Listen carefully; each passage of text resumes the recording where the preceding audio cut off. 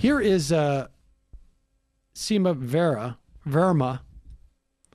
She is at the, this is so perfect, October 2020. This is just months ago. She was Donald Trump's, what is it? It's the Center for Medicare Services. Yes, CMS. So that's CMS, Center for Medicare Services. She was brought in there to basically try to help privatize the system. And here she is at the Aspen Institute. So perfect. Talking about how governors, well, listen to this. What I heard from governors across the country is that they wanted to do more than just hand out insurance cards.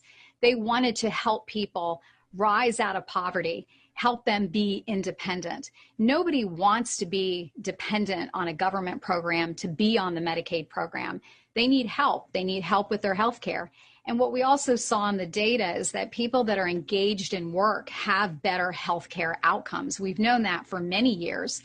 And so she's talking, first off, I mean, this is more of that sort of like moralizing.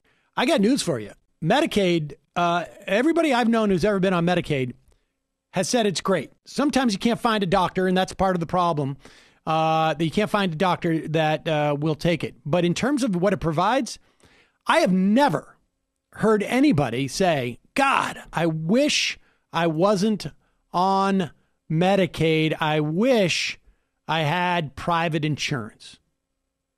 I heard people say, like, I wish I could keep my Medicaid.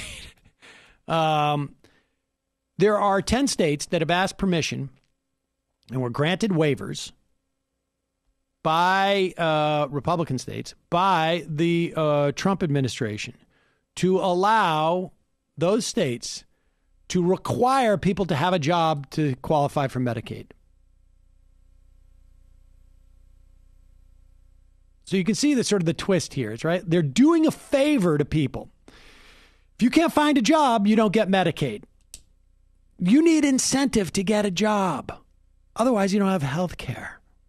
It's amazing, like, this dependent on government for healthcare. Like, you can't be self-dependent in this regard. You're either dependent on the government program or private health insurance. Exactly. You're either dependent on your boss,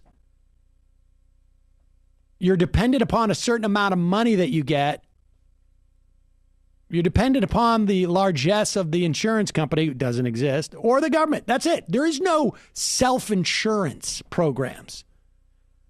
And 3 states, if I'm not mistaken, actually implemented it. And I believe all 3 were prohibited by federal judges from instituting their program. Well, Joe Biden today, or I should say yesterday, his administration just basically put on notice all of those states. Hey, that permission we gave you, that waiver that the U.S. government gave you to impose work requirements on Medicaid recipients, we're rescinding it.